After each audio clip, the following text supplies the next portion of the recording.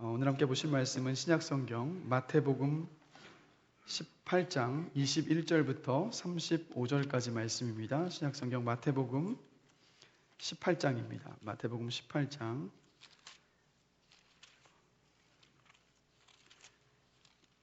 21절부터 35절까지 말씀 보시겠습니다. 우리 함께 교독하면서 읽겠습니다. 제가 먼저 읽습니다. 그때 베드로가 나와 이르되 주여 형제가 내게 죄를 범하면 몇 번이나 용서하여 주리이까 7번까지 하오리이까.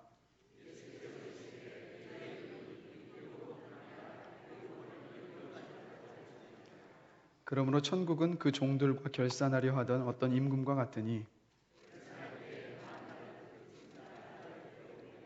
갚을 것이 없는지라 주인이 명하여 그 몸과 아내와 자식들과 모든 소유를 다 팔아 갚게 하라 하니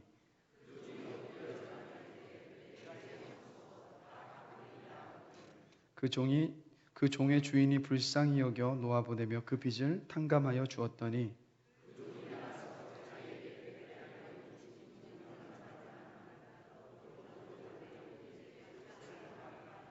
그 동료가 엎드려 간구하여 이르되 나에게 참아주소서 갚으리이다 하되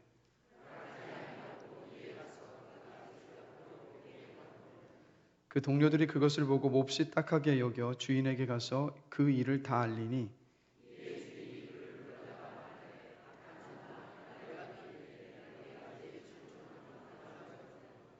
내가 너를 불쌍히 여김과 같이 너도 내 동료를 불쌍히 여김이 마땅하지 아니하냐 하고 다 같이 읽겠습니다. 너희가 각각 마음으로부터 형제를 용서하지 아니하면 나의 하늘 아버지께서도 너희에게 이와 같이 하시리라. 아멘. 자리에 앉으시겠습니다.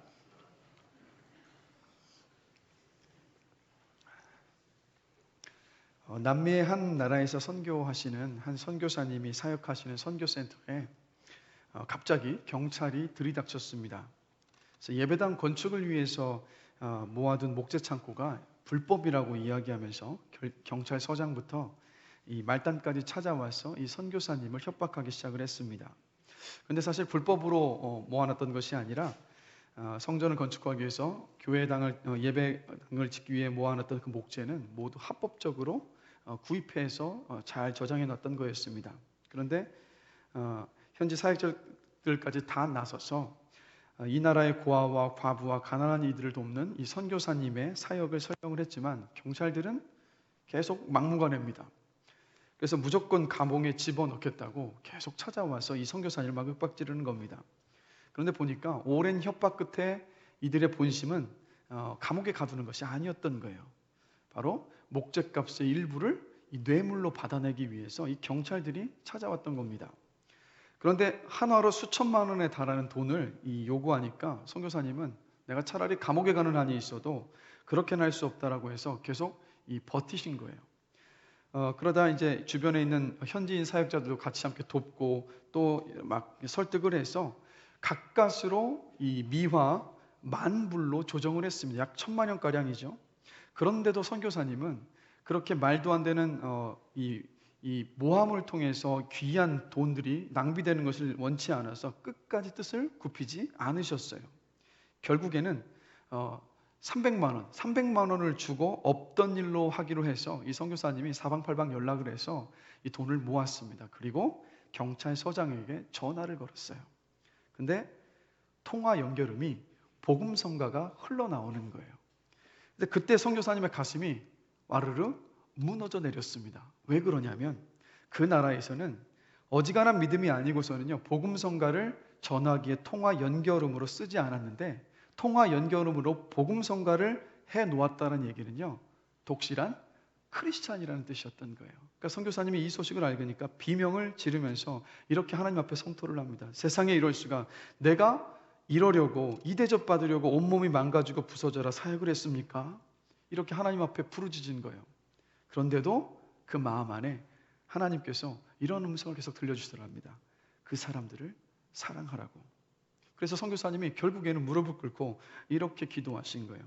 그런데도 이들을 사랑해야 한다는 마음을 인간이기 때문인지 도저히 내 힘으로는 내 안에 채울 수가 없어서 주님의 이름을 눈물로 부릅니다 하고 선교사님이 애절하게 기도를 하셨던 거예요.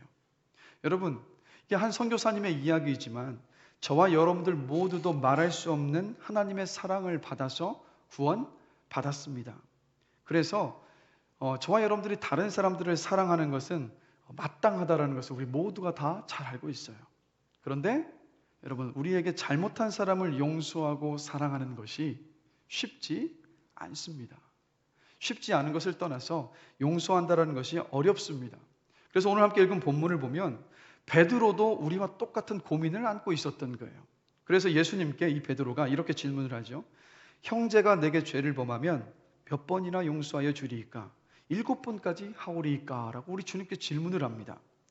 베드로의 이 질문은 어떤 것을 염두에 두었냐면요, 여러 번 잘못을 용서해 주었지만 똑같이 다시 잘못을 저지르는 그 사람들을 베드로가 지금 염두에 두고 질문을 하고 있는 거예요. 그래서 당시 유대교의 전통에서는요, 3번까지는 용서해 주고 4번째부터는 용서해 주지 않아도 된다라는 그 유대인의 어떤 성경 해석과 전통이 있었습니다. 그런데 베드로는 지금 몇 번까지 해야 된다고 묻습니까? 7번까지. 이 의미는 뭐겠습니까? 이 정도면 주님 충분하지 않습니까?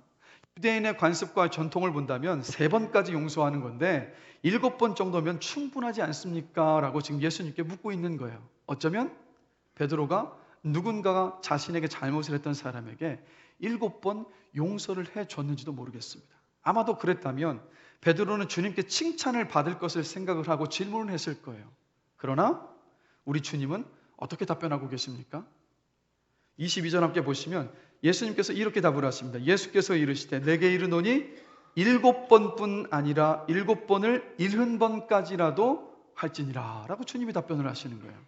아마 계산이 빠르신 분은 7번을 70번까지니까 490번, 주님이 490번만 용서하라고 하시는구나 라고 벌써 계산하셨는지 모르겠는데 그 뜻이 아닙니다. 즉 이 이스라엘 사람들에게 7이라는 숫자는 완전한 숫자이기 때문에 7번씩 70번이라는 이야기는 끝까지 완전히 용서하라라는 주님의 말씀이었던 거예요. 끝까지 용서해라. 반복해서 잘못을 저지른다 하더라도 끝까지 용서해라라는 주님의 이 말씀이었습니다.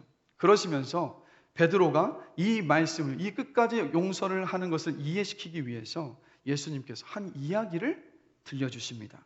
어떤 임금이 자기 종들과 함께 결산할 날이 됐습니다. 그런데 한 종이 10,000달란트 빚을 졌는데 갚을 능력이 없다라는 것을 이 임금이 알았어요. 1달란트는 당시 16년 동안 일해서 모을 수 있는 품삯입니다. 그런데 지금 빚진 게 얼마입니까? 10,000달란트. 그 말은 지금 빚진 그 금액이 얼마만큼이 되냐면 16만 년 동안 모아야지 갚을 수 있는 빚을 진 거예요. 한마디로 갚을 수 없는, 일평생 일을 해도 갚을 수 없는 빚을 졌다라는 겁니다. 그래서 이 종이 임금에게 찾아와서 사정을 합니다. 자신도 감옥에 갇힐 수 있고 아이들과 또 아내까지도 전부 감옥에 갇힐 수 있으니까, 그래서 임금에게 찾아와서 요청을 합니다. 내게 참아주십시오. 조금만 좀 참아주십시오. 제가 다 갚겠습니다. 그러자 임금은 엎드려서 간곡히 사정하는 종을 불쌍히 여기면서 그 빚을 탕감해 주었어요. 10,000달란트 되는 그 빚을 전부 깨끗하게 탕감해 주었습니다. 자, 여러분 질문 드릴게요. 이 비유에서 임금은 누구일까요? 임금이 누구일까요? 이 비유, 예수님의 이 이야기 속에서 바로 하나님이십니다. 종은 누구일까요? 바로 저와 여러분들이에요. 그리고 빚은 뭘까요? 바로 죄입니다. 그래서 여기에서 발견하는 진리는 어떤 것이냐면 우리 하나님은요, 용서하시는 하나님이십니다. 그래서 종이 엎드려서 내게 참으소서 다 갚으리이다 하면서 아내와 자식들을 노예로 팔지 말아달라고 간청을 합니다. 그런데 여러분, 이미 이 임금은 갚을 수 없는 빚이라는 것을 알고 있었어요. 그럼에도 불구하고 갚겠다고, 나 갚을 수 있으니까 제발 좀 시간을 좀 더 달라고 간청하는 이 종을 불쌍히 여겨주셔서 그 빚을 탕감해 주셨던 거예요. 여러분, 이 임금처럼 하나님은 저와 여러분들이 일평생을 다해서 무슨 노력과 무슨 애를 써도 해결할 수 없는 그 죄의 문제를 해결해 주셨습니다. 그 죄를 용서해 주셨어요. 우리가 지은 죄는 여러분 하나님께 지은 죄이기 때문에 하나님께서 우리를 용서해 주시지 않으면 용서받을 길이 없습니다. 근데 그 죄를 하나님께서 다른 아무런 조건 없이 오직 예수를 믿는 믿음 안에서 그 죄를 저와 여러분에게 완전히 용서해 주셨다라는 거예요. 그래서 출애굽기 34장 6절을 보면 하나님께서 당신을 이렇게 말씀하십니다. 당신 스스로에 대하여서 여호와라 여호와라 자비롭고 은혜롭고 노하기를 더디하고 인자와 진실이 많은 하나님이라. 여러분, 하나님은 사랑하는 자기 백성들을 말할 수 없는 사랑과 은혜로 오래 참으시는 하나님이십니다. 그리고 백성들이 돌이키기를 기다리시는 하나님. 그래서 여러분, 하나님은 회개하는 죄인들을 용서하시고 그들을 다시 용납하시기를 기뻐하시는 하나님이세요. 이것을 우리가 어떻게 알 수 있습니까? 예수 그리스도를 보면 알 수 있어요. 저와 여러분들을 용서하시기 위해서 우리 주님은요, 비싼 대가를 치르셨어요. 바로 누굽니까? 하나뿐인 아들, 하나뿐인 지극히 사랑하는 아들 예수 그리스도를 저와 여러분에게 주셨어요. 저와 여러분들을 위해서 이 땅에 보내셨어요. 그런데 그냥 이 땅에 오셨다 가신 것이 아니라 우리가 다 짊어져야 할 죄의 질고와 고통과 고난과 그 모든 아픔들을 하나뿐인 아들 예수 그리스도가 다 지고 십자가 위에서 그 극심한 고통 속에서 다 받으셨다라는 거예요. 우리는 죄를 짓고 하나님을 믿지 않고 하나님을 부인하고 불순종했지만 하나님은 우리를 용서하셨습니다. 그래서 여러분, 이 세상에서 손가락질을 받는 아무런 희망이 없는 죄인이라 할지라도요, 예수님의 십자가를 의지해서 하나님 앞에 나오면 용서받을 수 있습니다. 아직 믿지 않은 친지와 자녀들을 위해서, 이웃들을 위해서 기도하고 계십니까? 그 소망의 끈, 희망의 끝을 놓지 마십시오. 왜냐하면 우리 주님은 용서하시고 용납하시기를 기뻐하시는 하나님이시기 때문입니다. 그래서 하나님을 정말 만나고 용서를 받을 그때를 바라보시면서 포기하지 마시고 기도하시는 여러분들이 되시길 주님의 이름으로 축원합니다. 자, 그런데 여러분, 이렇게 이 본문 속에서 하나님께서 용서하시는 하나님이시라는 것을 우리가 발견했는데, 이 이야기가 굉장히 놀라운 반전으로 이어지는 것을 볼 수가 있어요. 여러분, 그 16만 년 동안이나 평생을 16만 년 동안을 일해서 이 갚을 수 있는 돈을 여러분들이 탕감받으셨다면 여러분들 어떻게 하시겠어요? 다시 똑같이 예전처럼 그렇게 사시겠습니까? 분명히 최소한의 양심이 있다면 그렇게 살지 않을 것이라고 다들 생각을 하실 거예요. 오늘 본문을 보십시오. 10,000달란트 탕감받은 이 종이 나가서 어떻게 합니까? 탕감을 받자마자 나가서 100데나리온 빚진 동료를 찾아갑니다.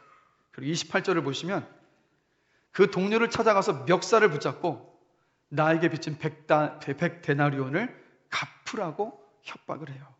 그러자 그 동료가 이 10,000달란트 탕감받은 종이 임금에게 했던 것처럼 이 동료가 이 탕감받은 사람에게 이렇게 간청을 합니다. 나에게 참아주셔서 제가 갚겠습니다 라고 간청을 해요. 그런데 이 10,000달란트를 탕감받은 종은 동료의 부탁을 들어주지 않고 감옥에 가두어 버립니다.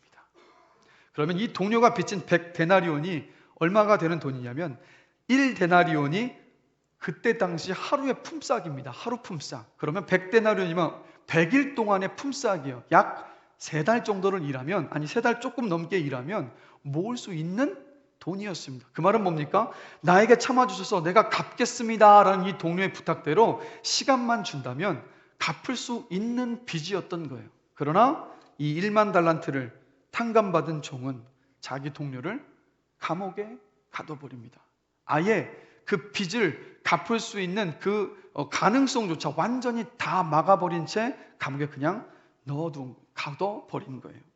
아니나 다를까 다른 동료를 통해서 이 소식이 임금에게 전해졌습니다.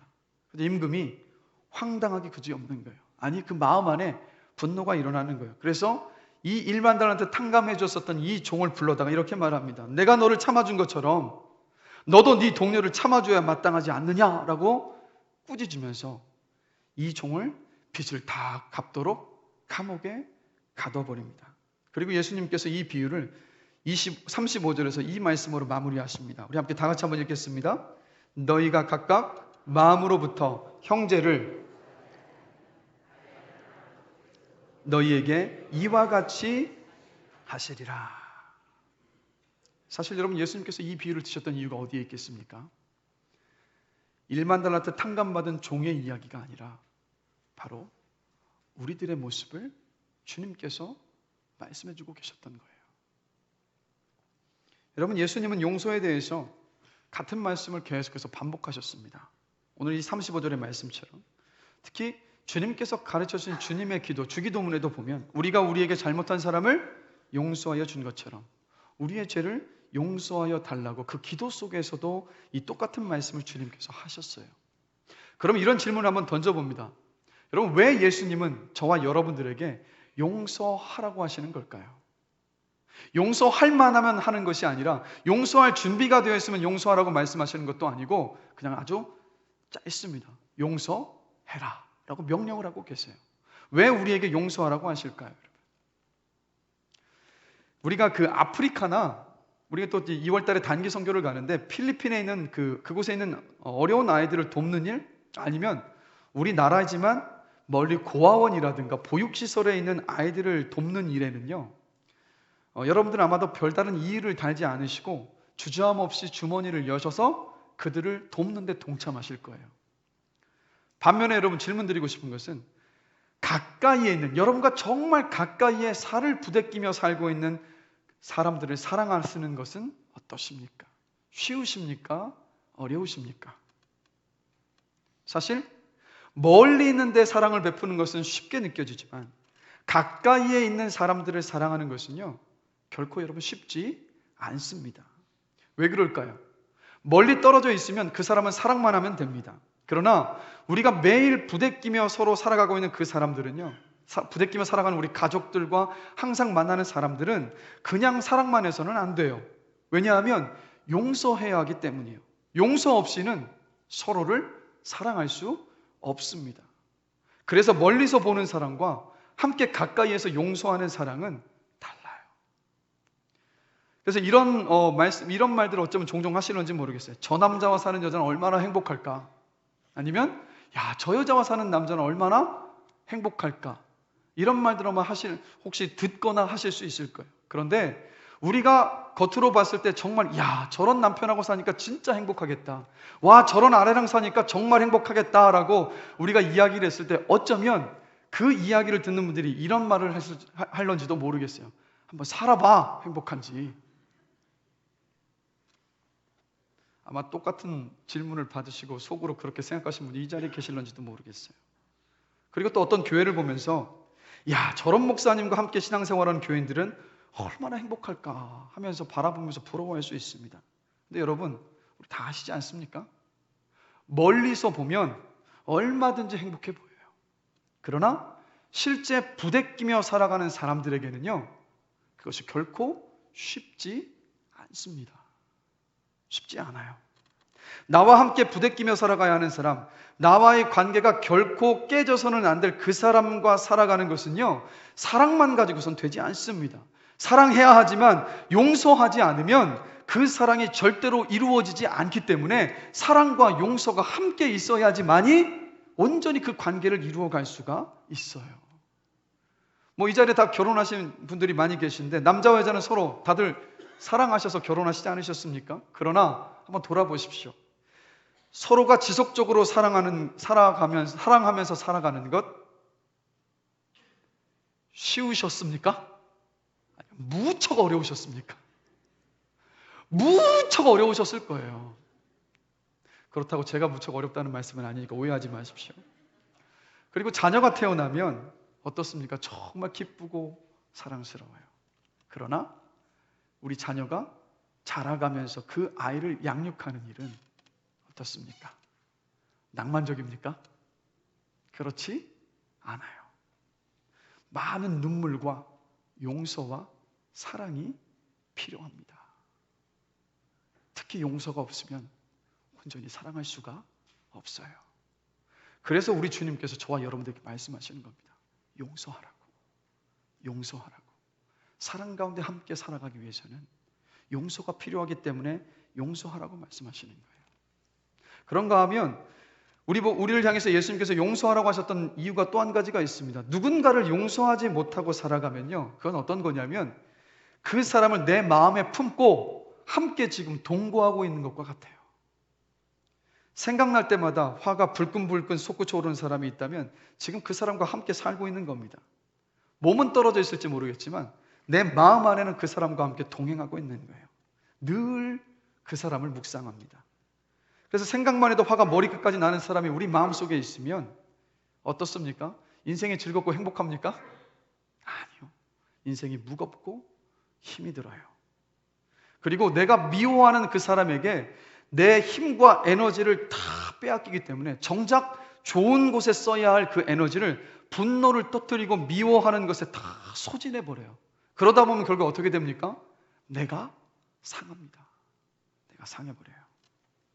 이게 말씀을 준비하면서 웃음치료의 권위자 이임선 씨의 어떤 그 이야기를 좀 보게 되었는데, 하루는요, 이 이임선 씨가 운영하시는 웃음치료 이제 클리닉에 50대 여성이 방문을 했습니다. 근데 표정을 보니까 심상치가 않아요. 눈이 적개심으로 불타고 있었고, 입술은 굳게 다물고 있고, 분노가 얼굴에 가득 서려 있는 겁니다. 그런데 이분이 들려주는 사연이 기가 막히는 거예요. 25년 전에 양가의 반대를 다 무릅쓰고 이 사랑하는 남편과 결혼을 했습니다. 근데 빠듯하게 살면서 고생도 했지만 그래도 행복했어요. 이제는 자식들이 다 이제 자라서 이제는 좀 살만해졌다는 생각을 하고 있었는데 느닷없이 청천벽력 같은 일이 벌어졌습니다. 남편이 쓰러졌는데 심한 간경화로 그만 사형 선고를 받은 거예요. 그래서 생명이 사그러져 들어가는 남편을 보면서 남편을 사랑하는 아내의 가슴이 이제 무너져 내리는 겁니다. 그래서 남편을 사랑하는 방법이 무엇일까라고 생각하면서 남편이 죽기 전에 무슨 소원이든 다 들어줄 수 있다면 남편을 향한 내 사랑하는 마음을 표현할 수 있을 것이라고 생각을 해서 병석에 누워있는 남편에게 묻는 거예요. 여보, 소원이 있으면 말해봐. 내가 다 들어줄게. 근데 이 질문은 하지 말아야 할 질문이었어요. 남편이 병석에서 죽어가고 있는데 힘겹게 입을 열면서 소원을 말했습니다. 그동안 몰래 사귄 여자가 있었는데 정말 미안하지만 죽기 전에 한 번만 보고 죽었으면 좋겠어. 여러분 웃고 계시지만 여러분들이 이분이셨다면 어떠셨겠어요? 이 어처구니없는 말을 듣고 그 자리에서 실신해버렸습니다. 그리고 의식이 돌아왔을 때 남편은 이미 세상을 떠나고 없었어요. 25년 동안 한결같이 사랑했던 남편, 그 남편을 보내는 마지막 순간이 너무 기가 막힌 거예요. 그래서 처음에는 이분이 남편의 마지막 소원, 몰래 사귀던 여자 불러서 못 만나게 해줬다는 그것 때문에 죄책감을 가지고, 그리고 임종을 지키지 못한 괴로움이 굉장히 컸어요. 그런데 시간이 흐르면 흐를수록 이 여인의 눈이 독겨린 눈빛으로 변했고 배신감과 증오심으로 이 가슴이 불타오르기 시작한 거예요. 더 이상 주체할 수가 없게 돼버린 거예요. 그러면서 이 클리닉에 와서 하는 말이 남편을 죽이고 싶어요 라고 말하는 거예요. 이미 떠난 남편이지만 죽이고 싶을 만큼 마음에 분노와 증오심이 가득했던 거예요. 그런데 이 여인이 그 다음 한 말이 참 많은 것을 생각하게 합니다. 용서할 기회를 놓치고 나니 이렇게 사람이 망가져 버렸어요. 용서할 기회를 놓치고 나니 이렇게 사람이 망가져 버렸어요. 용서하지 못한 마음의 배신감과 증오심이, 그리고 그 분노가 이 여인을 이렇게 망가뜨렸던 겁니다. 그래서 여러분, 우리는 용서하라는 주님의 말씀을 대할 때마다 하나님 또 내가 할 수 없는 것을 또 왜 이렇게 요구하십니까?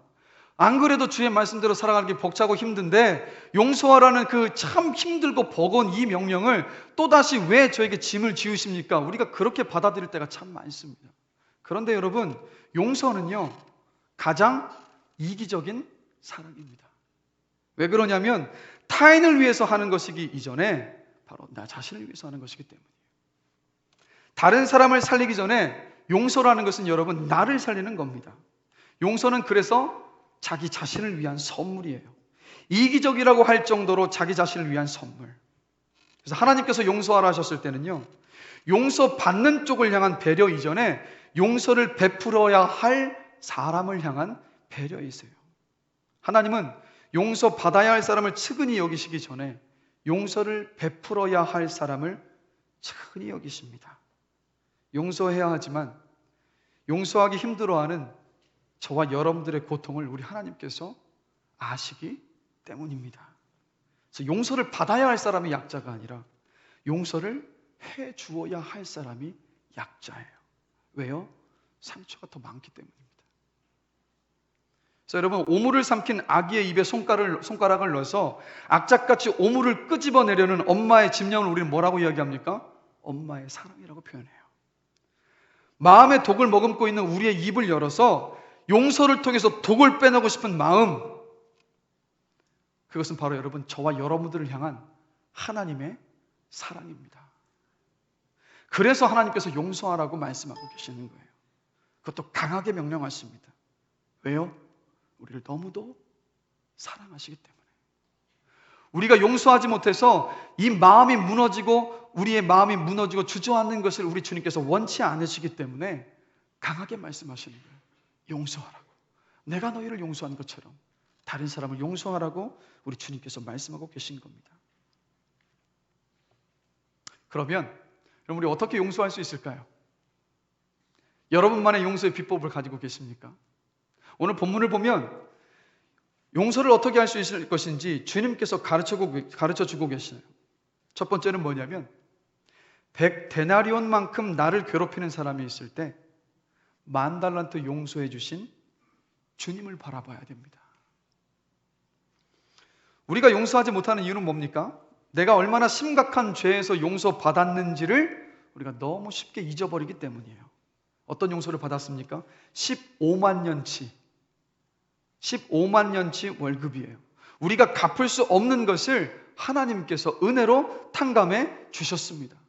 그리고 우리의 그 죄를 탕감해 주시기 위해서, 용서해 주시기 위해서 우리 하나님은 엄청난 대가를 치르셨어요. 어떤 대가입니까? 하나뿐인 아들 예수 그리스도를 희생하게 하셨다라는 거예요.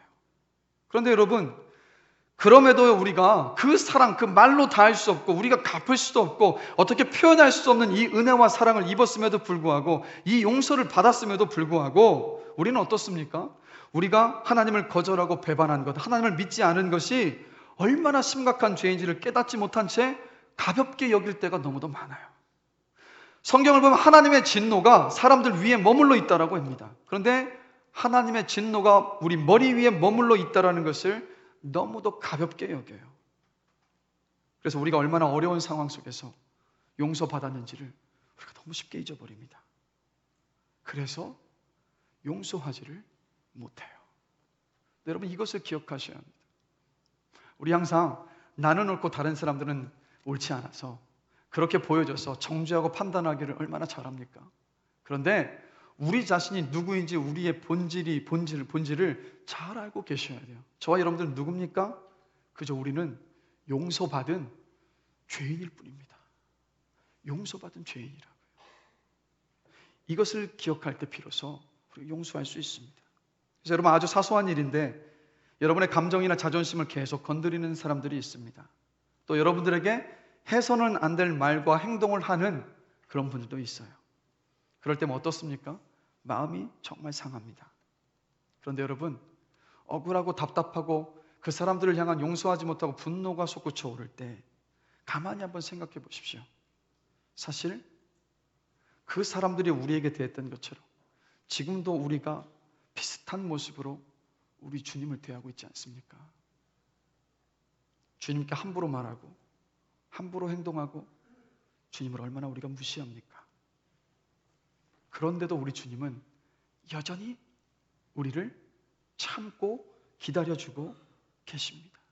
그리고 용서해 주신다는 거예요. 그래서 여러분 기억하십시오. 100데나리온만큼 나를 괴롭히는 사람이 있을 때 10,000달란트를 용서해 주신 주님을 바라보게 되시길 주님의 이름으로 간절히 기도합니다.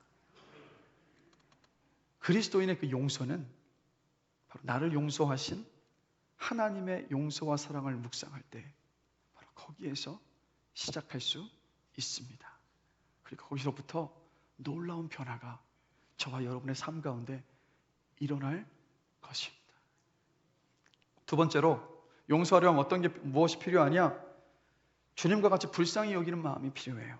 본문을 보면 임금은 10,000달란트 빚진 종을 불쌍히 여겨서 빚을 탕감해 주셨어요. 예수님께서도요, 이 사도 바울이 그리스도인들을 잡아 가두고 죽이기로 했었던 바울이지 않습니까? 근데 바울에게 찾아오셨어요.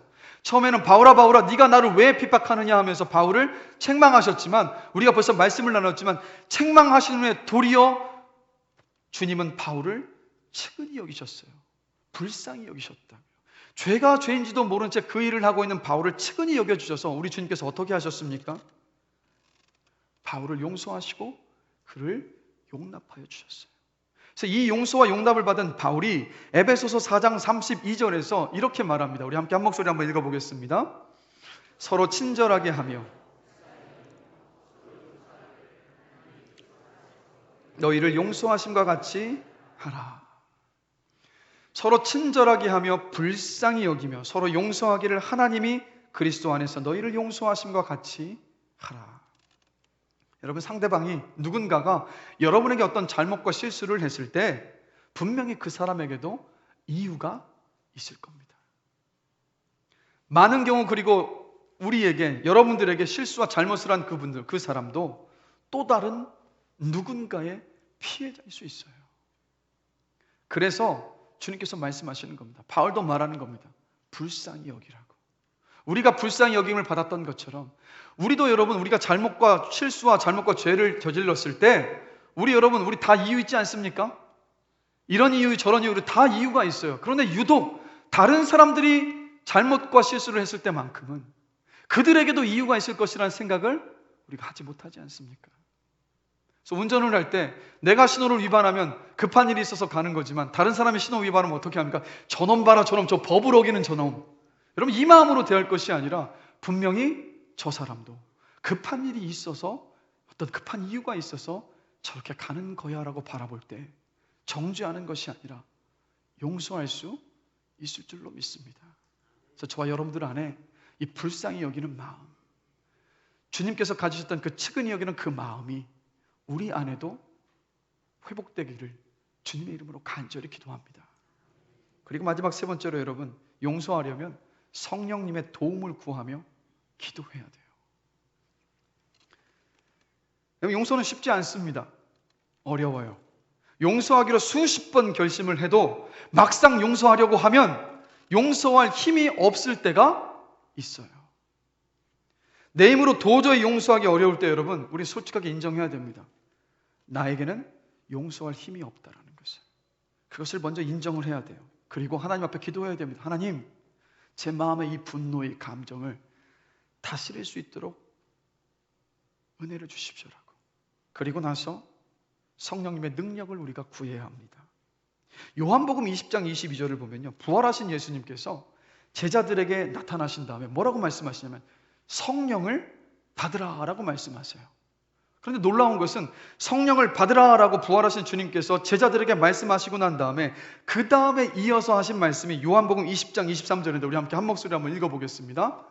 너희가 누구의 죄든지 사하면 사하여질 것이요 누구의 죄든지 그대로 두면 그대로 있으리라 하시니라. 말씀 그대로 띄워주십시오. 자, 성령을 받으면 어떤 능력이 생기는지를 주님께서 바로 가르쳐 주셨던 거예요. 그런데 여러분, 어떤 능력입니까? 사람을 용서하는 능력. 사람을 용서하는 능력을 주시겠노라고 주님께서 바로 약속해 주셨던 거예요. 여러분, 성령의 능력으로 할 수 있는 일들이 많습니다. 그렇죠? 신유의 은사도 있고 예언의 은사도 있고 방언의 은사도 있고 병고침 수많은 고린도전서 13장의 말씀을 보면 수많은 그 능력 있는 은사들이 있지 않습니까? 그런데 제자들에게 성령을 받으라라고 말씀하시면서 제자들이 가장 첫 번째로 받기를 원했었던 성령의 능력이 뭡니까? 용서하는 능력이라고요. 용서하는 능력. 왜 그렇겠습니까? 그만큼 용서하는 것이 어렵고 그만큼 용서하는 것이 중요하기 때문입니다. 우리가 용서할 때 비로소 우리의 용서를 받은 그 사람들이 주님의 용서를 보기 때문에, 하나님을 보기 때문입니다. 구원은 용서를 통로로 해서 그 구원의 길이 열린다는 것을 여러분 기억하셔야 돼요. 그래서 용서할 수 있는 능력을 얻는 것이 성령을 통해서 얻어질 가장 첫 번째 귀한 능력임을 주님께서 말씀해 주셨던 거예요. 그래서 여러분, 성령의 어떤 은사와 능력을 구하실 때 여러분들이 정말 넉넉히 용서하실 수 있을 때까지 성령님의 그 능력을 구하게 되시기를 주님의 이름으로 간절히 축원합니다. 그때에서 비로소 우리가 용서할 수 있어요. 그래서 여러분, 용서할 수 없을 것 같은 사람을 용서하는 과정을 통과할 때 우리는요, 주님과 같은 성숙한 성품을, 인격을 갖게 되는 겁니다. 한번 돌아보세요. 용서할 수 없던 이들을 용서하는 그 과정을 통해서 우리의 마음이 넓어지고 사람들을 이해하게 되고 포용하고 용납할 수 있는 그릇으로 지금까지 빚어져 왔던 것 아니겠습니까? 그게 바로 주님을 닮아가고 계신 거예요. 그래서 다시 한번 여러분을 축복합니다. 용서할 수 없을 것 같은 사람을 용서하시는 그 과정을 잘 감당하셔서 성령님의 능력을 구하시는 가운데서 잘 감당하셔서 주님을 닮아가셔서 작은 예수가 되시길 주님의 이름으로 축복합니다. 마지막으로 한 가지를 더 생각해 보면서 말씀을 마무리하려고 합니다. 이 용서에 대한 책들이 굉장히 많습니다. 그런데 여러분, 그 책들을 보면요, 한결같이 용서하는 것에 대해서만 이야기해요. 용서하는 것에 대해서만. 이상하게 용서받는 것에 대해서는 말하지 않습니다. 다루질 않아요. 용서할 사람만 있고 용서받아야 할 사람은 없는 것 같아요. 피해자만 있지 가해자는 없는 것 같습니다. 그런데 여러분, 이것을 아셔야 돼요. 그리스도인들인 저와 여러분들은 용서하는 것뿐만 아니라 용서받는 것도 배워야 합니다. 내 잘못 때문에 상대방에 끼친 고통과 어떤 손해와 아픔에 대해서 정직하게 사과하고 그리고 그 대가를 내가 질 수 있어야 돼요.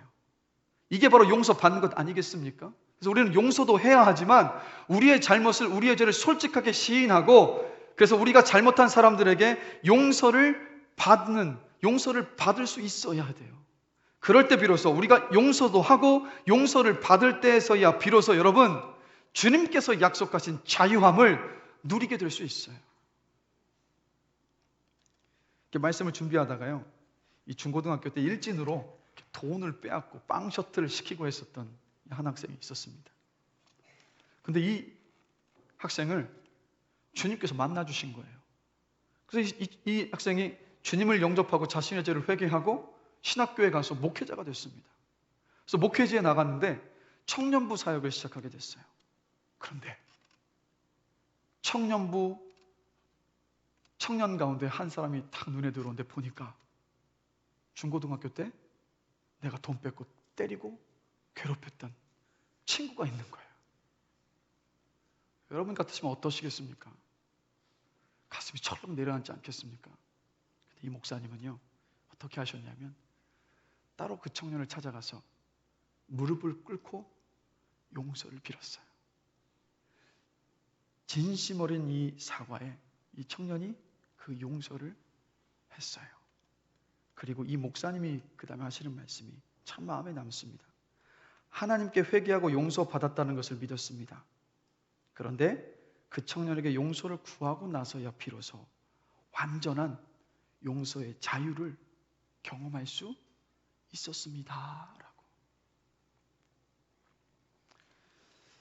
여러분, 예배 오시면서 오늘 선물을 하나씩 다 받으셨죠? 그렇죠, 여러분? 뭡니까?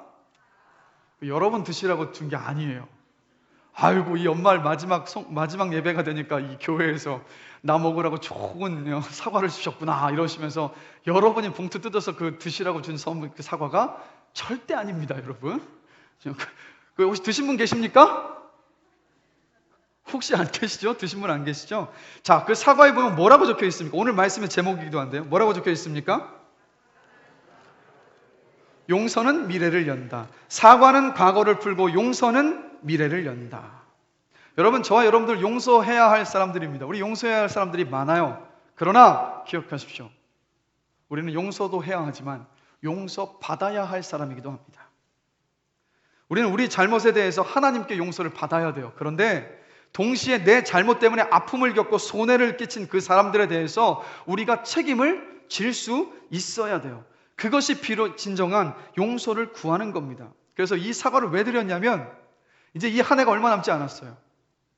한 해가 다 지나기 전에 오늘부터 12월 31일까지 혹시 여러분들이 올 한 해를 돌아보시면서 내가 사과하며 용서를 구해야 할 사람이 없는지를 곰곰이 생각해 보시고 진심 어린 사과, 솔직한 사과의 마음을 담아서 혹시 엽서에다가 그 마음을 글로 쓰셔도 좋고 아니면 직접 얼굴을 보시고 사과와 그 용서를 구하는 마음을 담아서 이야기하시면서 용서를 구하시면서 그 사과를 선물로 주십시오.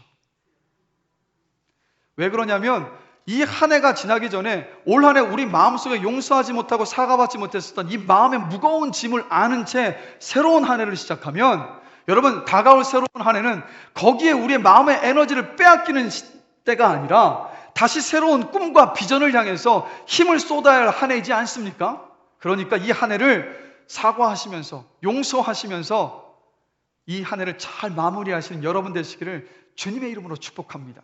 그래서 다시 한번 읽어봤으면 좋겠어요. 그 앞에 붙어있는 표현 다시 한번 읽겠습니다. 사과는 과거를 풀고 용서는 미래를 연다. 다시 한번요. 사과는 과거를 풀고 용서는 미래를 연다. 사과하지 못하고 용서하지 못하셔서 과거의 그 일에 사로잡혀 계시지 않게 되기를 주님의 이름으로 기도합니다. 말씀을 마무리합니다. 사과와 용서를 통해서 과거를 풀고 또 새로운 한 해를 힘차게 시작하시는 저와 여러분들 되시기를 주님의 이름으로 간절히 축원합니다. 우리 시간 들었던 말씀을 생각하시면서 함께 찬양하기를 원합니다.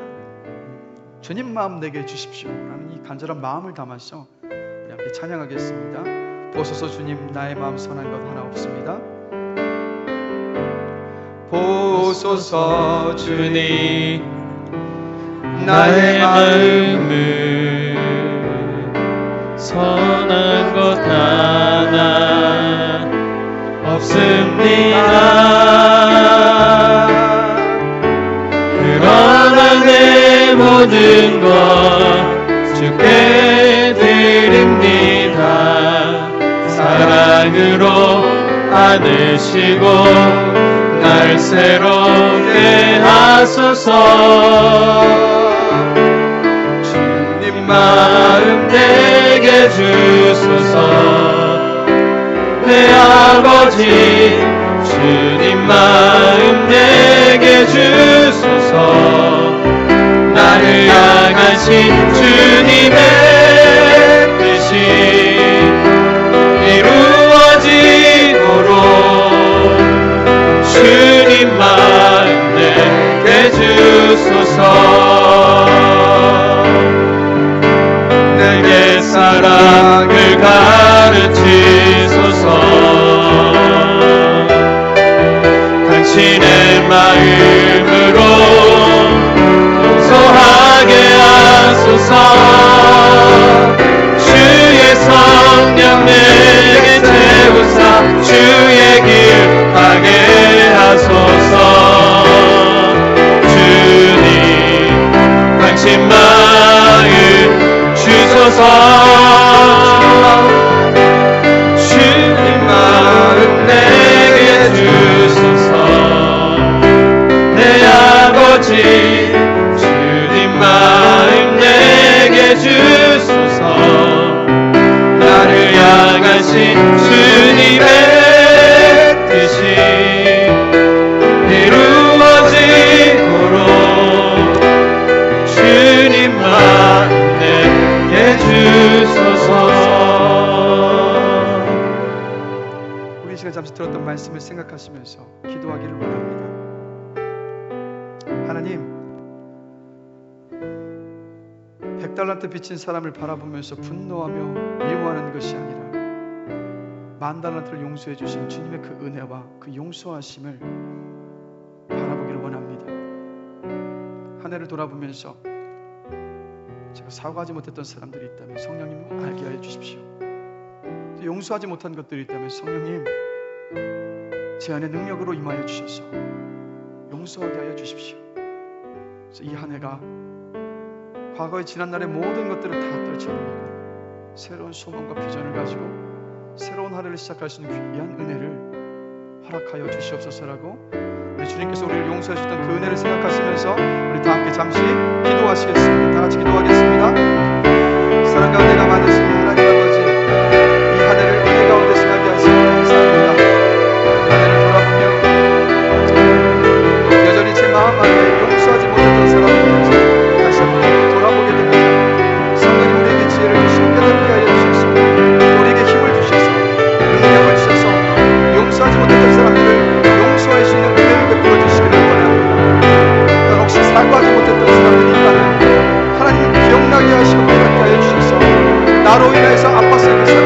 나로 인하여서 상처받을 그 사람들에게 먼저 찾아가서 사과하며 용서를 구할 수 있기를 원합니다. 그리하여서 사과는 과거를 풀고 용서가 미래를 연다는 이 표어처럼 하나님 이 한 해를 마무리할 때 우리가 용서와 사과를 통해서 지나왔던 그때들 무거운 짐들과 그때들 다 벗어버리고 새로운 한 해를 준비할 수 있는 귀한 시간으로 성령 하나님 인도하시고 역사하여 주시옵소서. 성령께서 주시는 그 마음을 따라서 진실한 마음으로 사과하며 용서하는